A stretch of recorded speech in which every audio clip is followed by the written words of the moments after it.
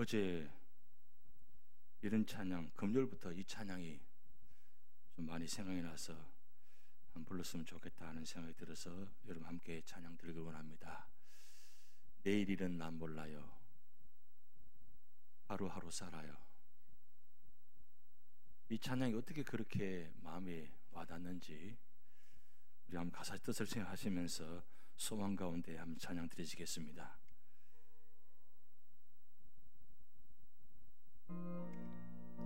내일 일은 난 몰라요. 하루하루 살아요. 불행이나 여행함도 내 뜻대로 못해요.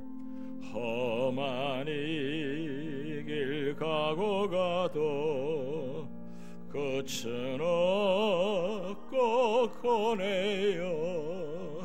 주님 예수 발레미사 내 손 잡아 주소서.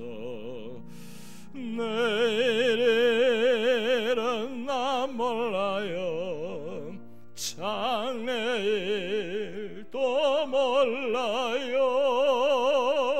아버지여 날 붙드사 평탄한 길 주옵소서. 만왕지길 진리의 길 주님과 신 그의 길 힘이 들고 어려워도 찬송하며 갑니다. 성령이여 그 음성을 항상 들려 줍소서. 내 마음은 청해서요 변치 말게 합소서. 내일은 난 몰라요. 장래일도 몰라요. 아버지여 아버지여 주신 선명 이루소서. 만왕의 왕 예수께서 이 세상에 오셔서 만 백성을 구속하니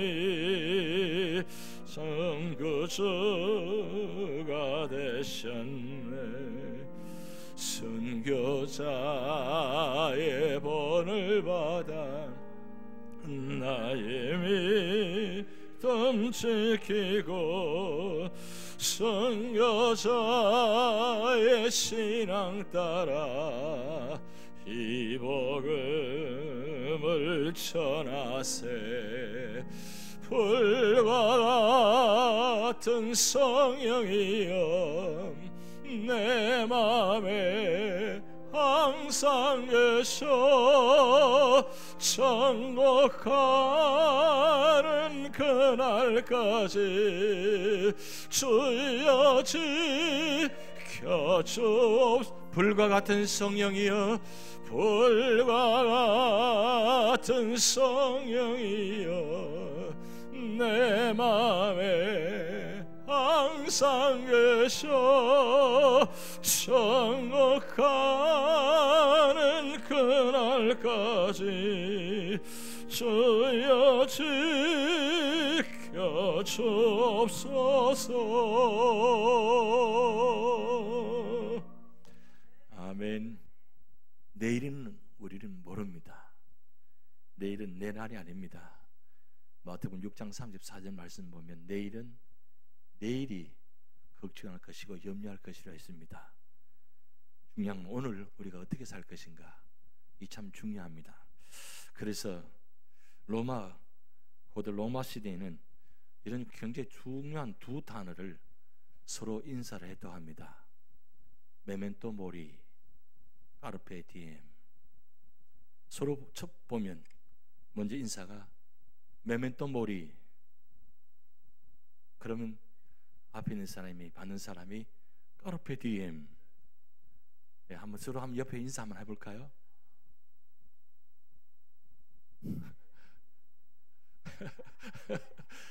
발음 단어 하기 힘드시죠? 예, 메멘토 모리, 까르페 디엠. 한글로 써져 있죠, 그죠? 예, 메멘토 모리가 뭐냐면 죽음을 기억하라. 그리고 까르페 디엠은 오늘 즐기라. 오늘 즐긴다는 게 쉽나요?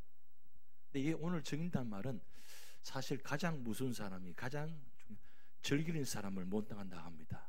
그 말은 최선을 다하라는 뜻입니다. 최선을 다하는데 어떤 모습 살았냐? 즐기면서 살아는 거예요. 오늘 하루를 살아도 좀 즐기면서 살라는 거죠. 세상의 무거운 짐 혼자 지고 가는 것처럼 얼굴을 내 진짜 그리면서 죽겠다 하고 그렇게 다니지 마시고, 그래 오늘 하루 생명 주신 생명이니까 감사하자, 그렇게 살아가시란 거예요. 똑같은 날을 사는데도 누구는 죽겠다고 살고 누구는 살겠다고 하면 안 되잖아요.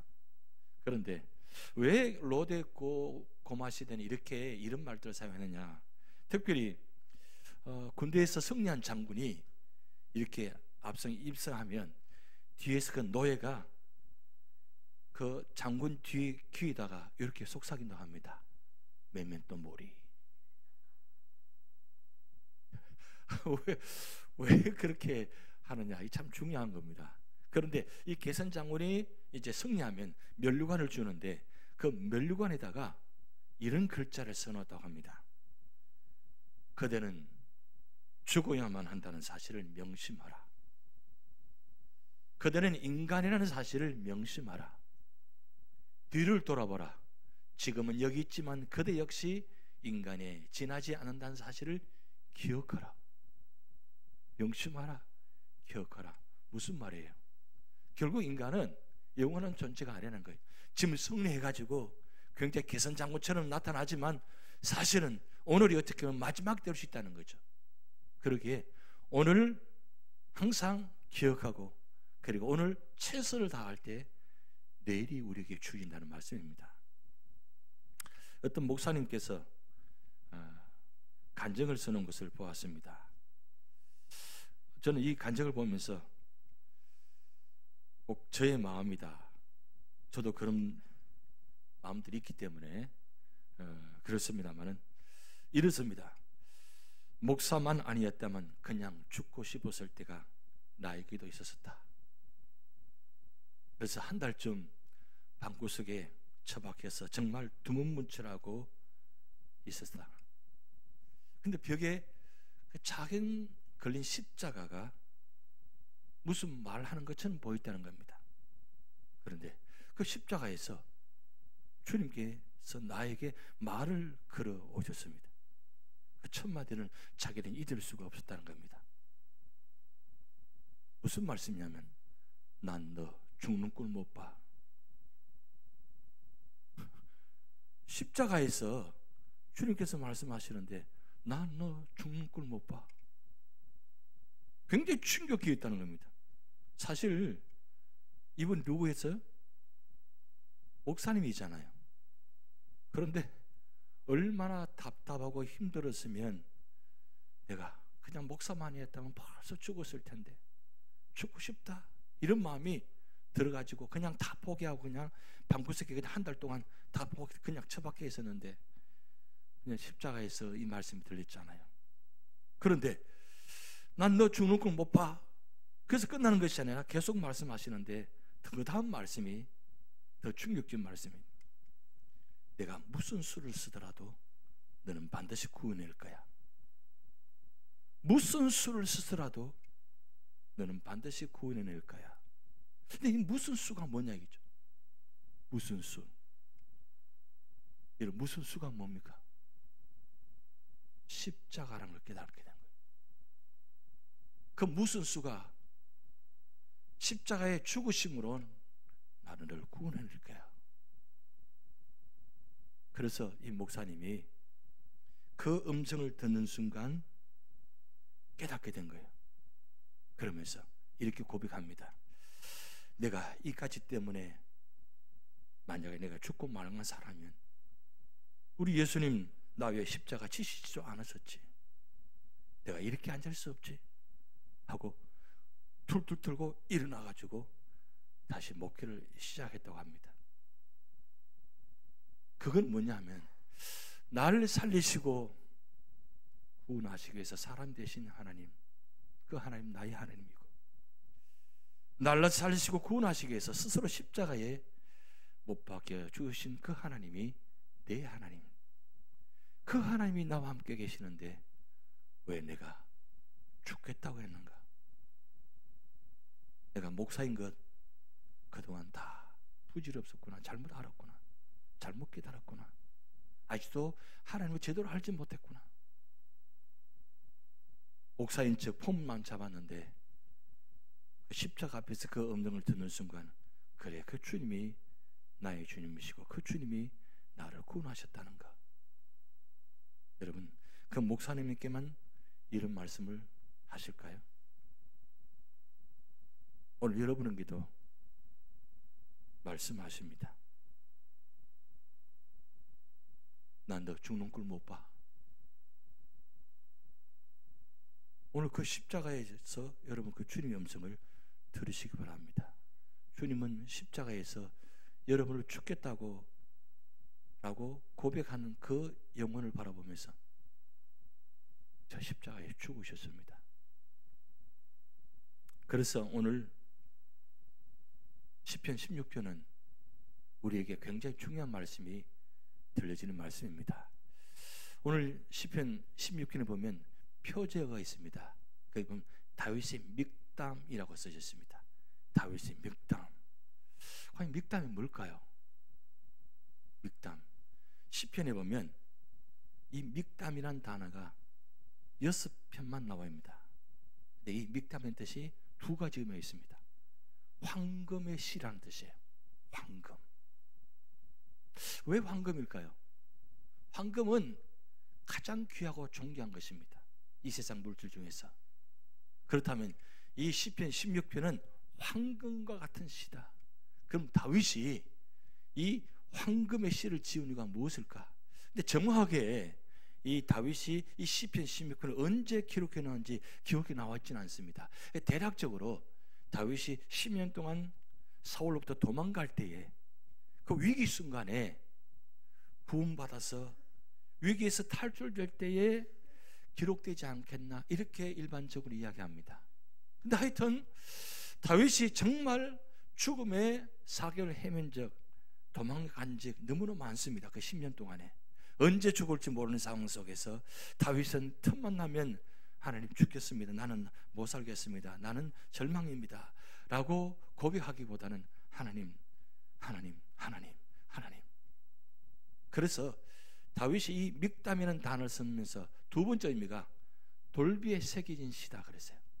그러면 무슨 뜻이냐면 이 황금에다가 이 시를 새겨 놓았다. 황금에 새긴다는 것은 정말 특별한 경우입니다. 여러분, 황금에 금에다가 글자를 쓰는 거 보셨습니까? 일반적으로 황금에 쓰지 않습니다. 근데 여러분, 왜 황금에다가 이 글자를 써놓을처럼 그렇게 이 시편 16편이 써져 있느냐? 그만큼 다윗이 지금 위급한 상황, 절대적인 절망 가운데서 이 지은 시라는 사실입니다. 그러기에 오늘 다윗을 통해서 오늘 세 가지 지금 말씀하고 있습니다. 첫째는 뭐냐면 다윗은 오늘 말씀을 통해서 하나님만이 나의 피난처이십니다. 하나님만이 나의 피난처이십니다. 그래서 오늘 다윗은 1절에 이렇게 말씀합니다. 하나님이여 나를 지켜주셔서 내가 죽게 피하나이다. 나를 지켜주셔서 내가 죽게 피하나이다. 결국은 나를 지켜주실 분은 이 세상 아무도 없다는 거예요. 지금 사울의 추격군을 도망해서 3,000명 군사를 통해서 피실에 다니고 있는데 언제 잡힐지 모릅니다. 잡히면 죽습니다. 뭐 사로잡아가지고 나에게 데려오라, 이것도 아닙니다. 사울은 사로잡는 순간 그 자리에 죽여라. 그 정도로 사울은 이 다윗을 죽이려는 마음이 강합니다. 그렇기 때문에 있잖아, 잡히기만 하면 다윗은 죽게 되어 있습니다. 그런 상황 속에서 언제 죽을지 모르는 상황, 그러니까 한번 생각해 보시기 바랍니다. 이런 절대적인 절망 가운데서 어떤 분들은 기도 안 된다 그러죠. 저 너무 힘들어서 기도를 못해요, 기도가 안 돼요, 일반적으로 그렇게 이야기합니다. 그런데 다윗을 통해서 우리가 배울 수 있는 점은 그렇게 힘들고 어렵고 절망적인 순간에도 언제나 다윗은 기도의 자리에 있었다는 거예요. 하나님 나를 지켜주셨어, 이건 기도의 자리입니다. 그리고 내가 주께 피하나이다. 결국 피할 것은 아무 데도 없어요. 동굴에도 숨어보았습니다. 아무도 모르는 것을 뒤에 숨어보았습니다. 그렇게 숨어보았지만 숨을 곳이 없어요. 결국 발각이 됩니다. 사방팔방으로 지금 나를 조여서 찾아 들어오니까 결국 피할 것이 없다는 거예요. 그 유다 땅에 아무리 사사시 도망가 보았지만 피할 곳이 없습니다. 뻔한 곳입니다. 그러기에 지금 다윗은 지금 동굴 속에 지금 사막 한가운데 피해 있지만 사실은 거기 피하는 것이 아니고 실제적으로 어디 피했느냐? 하나님께 피해 있다는 거예요. 여러분, 우리가 삶의 자리에 어려움을 당하면 어디 피하셔야 돼요? 하나님께 피하는 건 당연하죠. 여러분, 하나님께 피한다는 게 무엇입니까? 내가 예배의 자리에, 기도의 자리에, 말씀의 자리에 있는 것이 피하는 자리입니다. 근데 과연 우리가 신앙생활을 하면서 일주일 삶 속에서 과연 우리가 얼마나 예배의 자리에, 기도의 자리에, 말씀의 자리에 있느냐 이거죠. 얼마나 하나님께 피해 있는 자리가 많은지 모르겠습니다. 그저 하나님께 피해 있지 않고 세상에 피해 있는 것, 그런 모습들이 있잖아요. 그래서 시편 91편의 2절 말씀에 이렇게 말씀 기록되어 있습니다. 나는 여호와를 향하여 말하기를 그런 나의 피난한 처여 나의 요새여 내가 의뢰하는 하나님이라. 왜 피난처가 돼요? 왜 피하십니까? 나의 요새가 되시기 때문입니다. 나를 막아주시기 때문입니다. 나를 구원해 주시기 때문입니다. 내 마음을 의뢰할 수 있기 때문입니다. 세상의 마음을 터놓고 이해할 곳이 없는데 하나님 계시니까 내가 이 마음을 그냥 다 드러내놓고 하나님 앞에 아뢰는 거예요.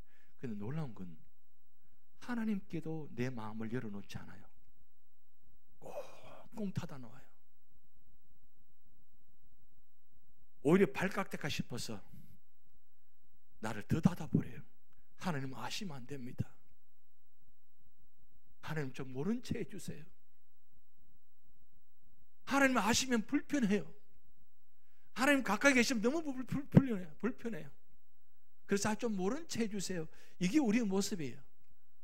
그럼 과연 그럼 우리가 이겨낼 수 있나요? 절대적인 절망 순간에 내가 하나님을 찾지 않고 하나님께 피하지 않고 무슨 방법이 있나요? 순간순간적으로 우리가 다가올 줄 모릅니다. 우리 찬송 불렀습니다. 내일은 난 몰라요.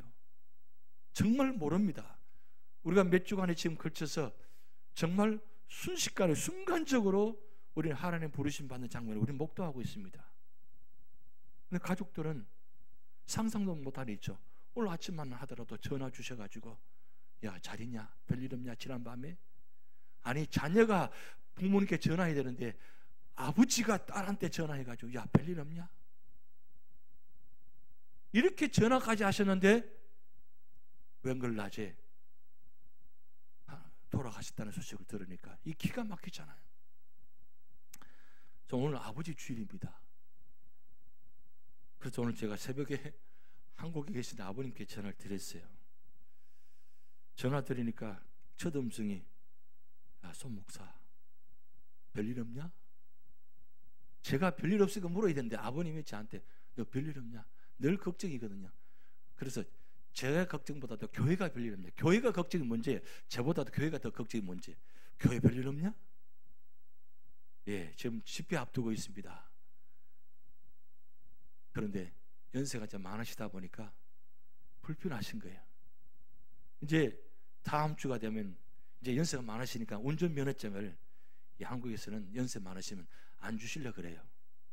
지금 그 이제 90 가까이 되시다 보니까 운전하면 힘드시잖아요. 그래서 6월 20일 날 이제 테스트를 한다고 합니다. 이분이 운전을 잘하시는지, 정신이 온전한지, 상황이 어떤지 그걸 테스트하고 난 다음에 그리고 27일 날 다시 확인한다고 합니다. 지금 걱정인 거예요. 벌써 제가 1년 전부터 이야기를 들었어요. 야, 6월 20일 날 테스트 한다는데 너 그 기도해라. 왜냐하면 운전을 하셔야 이 불편해서 어머님을 교회 모시고 가잖아요. 어머님은 사실은 뭐 많이 지금 불편하십니다. 많이 안 좋으십니다. 아버님 안 계시면 이 어머님이 절단나시는데 어떻게 보면 어머님 때문에 아버님이 지금 그 건강을 지키시는 것 같아요. 그런데 한 달 사이에 뭐 몸이 너무 많이 빠졌다면서 말씀하시는 거예요. 그래서 좀 걱정되기도 하고 가봐야 되나 어떻게 해야 되나 좀 마음이 좀 그런데 그래도 어머님 때문에 아버님이 지금 그래도 유지하고 계시는 거예요. 근데 운전까지 못하게 되면 어떻게 돼요? 그래서 제가 그랬습니다. 6월 20일 가시면 어머님 핑계 대세요. 어머님이 안 좋으시니까 모시고 가야만 운전해야만 되니까 꼭 부탁한다고 한번 사정해 보시라고 그럼 봐주실 거라고. 상황이 그렇습니다. 그런데 그게 우리 마음대로 되나요? 마음대로 되지 못합니다. 언제 하나님 부르실지 아무도 모른다는 거죠. 다윗이 지금 그런 상황입니다. 언제 어느 순간에 모릅니다. 그렇기 때문에 지금 하나님께 목숨을 내놓고 매달리는 겁니다. 그래서 시편 46편 말씀 보면 1절 7절에 이런 말씀입니다. 우리 다 같이 한번 합독하시겠습니다. 하나님은 우리의 피난처시요 힘이시니 환난 중에 만날 큰 도움이시라. 7절 만군의 여호와께서 우리와 함께 하시니 야곱의 하나님은 우리의 피난처시로다. 여기에 야곱의 하나님 중요합니다. 이 야곱이라는 이름 뜻은 이 야곱의 하나님은 곧 우리의 나의 하나님 되신다는 뜻입니다. 그래서 구약 성경은 아브라함 하나님, 이삭의 하나님, 야곱의 하나님 이 반복해서 나타나는데 그 말씀은 아브라함 하나님도 되시고 이삭의 야곱도 되시고 야곱의 하나님 되시고 나의 하나님도 되신다는 뜻이에요. 그렇기 때문에 우리는 피난처 되신 하나님을 언제나 찾아라는 거예요. 거기만이 살 길이 있다는 겁니다. 찬송가 보면 70장에 이런 찬양이 있어요. 피난처 있으니 환난을 당한 자이리오라. 땅들이 변하고 물결이 일어나 산 위에 넘치되 두렵지 않네. 높으신 하나님 우리를 구하니 할렐루야. 괴로움이 심하고 환난이 극하라. 피난처 되시는 주 하나님. 아멘. 피난처 되시는 주님은 결국 이 세상에는 하나님만이 있다는 거예요. 하나님만. 그 하나님이 나의 하나님이세요. 힘들고 어려울 때마다 하나님을 찾으시기 바랍니다. 그리고 다윗은 두 번째 고백입니다. 하나님만이 나의 복이십니다. 복. 오늘 2절 말씀은 내가 여호와께 아뢰되 주는 나의 주님이시오니 주밖에 나의 복이 없다 하였나이다. 사실 이 시편은 다윗이 지은 73편 중의 시 중에서 가장 대표적인 시가 시편 23편이고 그리고 시편 16편입니다. 다윗의 뜨거운 신앙 고백이에요. 시편 23편은 마지막 결론의 시편은 이 말씀입니다. 여호와는 나의 목자시니 내가 부족함이 없으리로다. 다윗이 말년에 다 정리하고 난 다음에 그가 그 마지막 정리하면서 하나님은 나의 목자가 되십니다. 그렇게 고백한 내용이고 여기 시편 16편은 이제 왕이 되기 전에 이제 그 도망가면서 그 삶의 자리에 그 뜨거운 신앙 고백의 자리예요. 그래서 고백이 뭐냐? 주님은 주밖에 나의 복이 없습니다. 주님만이 나의 주님이십니다. 이게 얼마나 뜨거운 신앙 고백이에요. 여러분 그렇게 하면 하나님 그 고백해 본 적 있어요? 하나님은 나의 하나님이십니다. 주님만이 나의 주님이십니다. 그 외에 더 필요한 말이 더 있어요. 어디 있어요? 그렇잖아요. 좀 다윗처럼 한번 뜨겁게 한번 그렇게 신앙 고백해 보세요. 주님만이 나의 주님이십니다. 그러면서 5절 6절 말씀에 이렇게 기록해 놓았습니다. 여호와는 나의 산업과 나의 잔의 소독이시니 나의 분깃을 지키시나이다. 내게 줄로 지어준 고역은 아름다운 곳에 있으며 나의 기업이 실로 아름답도다. 그런데 여기 5절 말씀 보면 이 산업, 소독, 분깃이라는 단어가 나와요. 그런데 여기서 아주 놀라운 고백입니다. 여러분 그 다음 장면에 한번 화면을 보시면 나의 산업, 나의 소독, 나의 분깃 다 누구 거냐? 하나님 거예요. 근데 이 장면 보면 좀 기분 나쁘지 않아요? 화가 나지 않아요? 아니 내 이 더운 여름날 땀 흘려가며 일하는 건데 벌은 돈인데 이건 내 것이 하나도 없네? 나는 뭐냐 이거죠. 그거 다 하나님 거면 나는 뭐냐? 나에게 남은 거 뭐냐 이거죠. 나는 아무것도 없잖아요. 과연 아무것도 없어요? 어제 가게 신방 갔습니다. 가게 신방 갔는데 이 본문 말씀을 5절 6절 말씀을 들었는데 제가 그런 말씀 드렸어요. 이 가게 주인은 하나님이십니다. 그리고 주인이 아니에요. 종업원이에요. 그러니까 그분이 그렇게 얘기해요. 잘 되면 하나님 잘 된 것이고 잘못되면 종업원이 잘못했구나. 그게 참 놀라운 고백이에요. 보통 어떻게 보면까 잘못되면 하나님이 잘못된 거고 잘된 건 내가 잘된 거예요. 내가 노력해서 얻은 거예요. 그 일반적으로 그렇게 얘기했잖아요. 근데 이분은 아주 거꾸로 이야기해요. 잘된 건 다 하나님이 인도하신 거고. 그래서 이 가게를 19년 운영했는데 이 19년 동안 그 아주 힘든 과정이 얼마나 많았겠어요. 그런데 한 가지 사실은 뭐냐면 누군지는 모르지만 우리 가정을 위해서 우리 사업장에서 기도하고 있다는 걸 느끼고 있다는 거예요. 그러면서 이야기합니다. 그 아내 보고 저 사람 교회 가서 뭐 하겠어요? 저 사람 교회 가서 뭐 하겠어요? 가게에서 기도하지 않겠냐 이거죠. 자기는 기도 안 하면서 아내 보고는 그 이야기하는 거예요. 그런데 한 가지 중요한 건 뭔지는 모르지만 우리 사업장을 위해서 우리 가정에서 기도하고 있다는 걸 느끼고 있다는 거예요. 그러면서 그 고백이 잘 되면 하나님 잘 된 것이고 잘못되면 종업원 내가 잘못해서 그런 겁니다. 정말 저는 그 이야기 들으면서 그렇지. 이 고백이 중요하다. 여러분 나의 산업, 이 사업장, 가정, 직장, 내가 갖고 있는 모든 것 그리고 내가 얻은 소득 다 내 것이라고 생각 드세요? 내가 땀 흘려서 내가 눈물을 흘려서 내가 얻은 거래요? 오늘 장로님 기도하셨지만 눈물을 흘리며 씨를 뿌리지 않은 기쁨으로 거두리라 그랬어요. 눈물을 흘리며 씨를 뿌린 건 내가 거둔 거지. 어떻게 하나님 거둬서? 세상들은 화를 냅니다. 그런데 무슨 고백이에요? 집 다윗이 내가 그 모든 것 다 내 것이 아니라는 거예요. 그리고 이 분깃까지도 이 유산입니다. 전 약히 몫입니다. 이것마저도 다 하나님 것이라는 거예요. 그러면 여기서 자유함이 있는 거예요. 여러분 사업장 하신 분들이 내가 주인이라 생각하면 얼마나 힘들어요. 매일매일 가게 문을 열 때마다 문을 닫을 때마다 손님이 없으면 어때요? 얼마나 힘들어요. 내가 주인인데. 그러면 내가 종업원이면 내가 직원이면 어때요? 내 것 아닌데 있으나 마든 안 오든 안 오든 상관없잖아요. 그 직원이 이 가게를 책임져요? 종업원은 책임지지 않습니다. 그런데 종업원이 주인처럼 그런 마음을 갖고 있으면 그때부터 태도가 달라요. 손님이 안 오면 왜 안 오지? 음식을 다 준비해 놨는데 다 열어놨는데 손님이 안 와요. 그럼 어때요? 얼마나 힘든지 아시잖아요.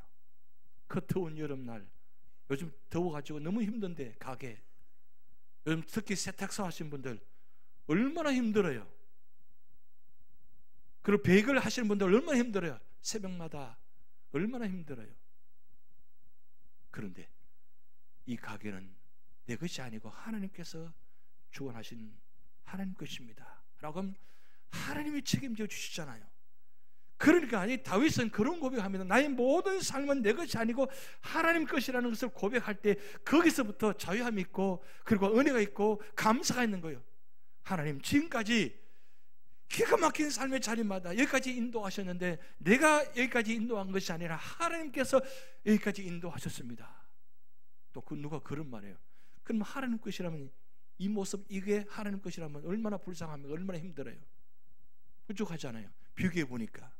그런데 이 줄로 재어준 것은 아름답다 그랬어요. 이게 자체가 아름다운 거예요. 이것만 해도 감사가 있다는 거죠. 그게 바로 우리 신앙의 자세라는 겁니다. 내가 어떤 삶의 자리가 있든지 이 모든 삶의 자리는 내가 하는 것이 아니라 하나님께서 하시고 하나님께서 축복하시고 그 하나님께서 머무는 자리나 언제나 아름다운 자리라는 거예요. 왜요? 하나님께서 구원해 주시기 때문에. 그래서 다윗은 세 번째 이야기합니다. 하나님만이 나의 생명이십니다. 여러분 7절 말씀에 다윗은 이렇게 고백합니다. 나를 훈계하신 여호와를 송축할지라 밤마다 내 양심이 나를 교훈하도다. 밤마다 하나님께서 내 양심을 통해서 말씀하신다는 거예요. 그게 얼마나 감사해요. 생명 대신 생명을 주관하신 그 하나님께서 나를 밤마다 나에게 말씀하시는 거예요. 그래서 나의 생명 되신 주님 앞에 나갑니다. 주의 흘린 보혈로 정케하사 받아주소서. 날마다 주를 찬송하겠네. 주의 사랑의 줄로 나를 굳게 잡아 매소서. 밤마다 나를 말씀하시니까 이 말씀을 들으니까 너무너무 감사해서 다윗은 두 번째 7절 8절 말씀에 이렇게 고백합니다. 내가 여호와를 항상 내 앞에 모시며 그가 나의 오른쪽에 계심으로 내가 흔들리지 아니하리로다. 여러분 사람은 세 가지 모습이 있다고 합니다. 사람 앞에 사는 사람 있고 자기 앞에 사는 사람 있고 하나님 앞에 사는 사람이 있다는 거예요. 자기 앞에 사는 사람은 언제나 자기중심적입니다. 언제나 나에게 맞춰줘야 돼요. 그리고 두 번째 사람 앞에 사는 사람이 있어요. 이 사람은 언제나 비교합니다. 그럼 비교하다 보니까 늘 불평불만한 거예요. 왜 내 모습은 이 모양이냐고, 왜 나는 이렇게 살아야 되냐고 늘 비교합니다. 그러니까 불평하고 불만할 수밖에 없죠. 만족함이 없는 겁니다. 그런데 세 번째 하나님 앞에 사는 사람은 하나님 감사합니다.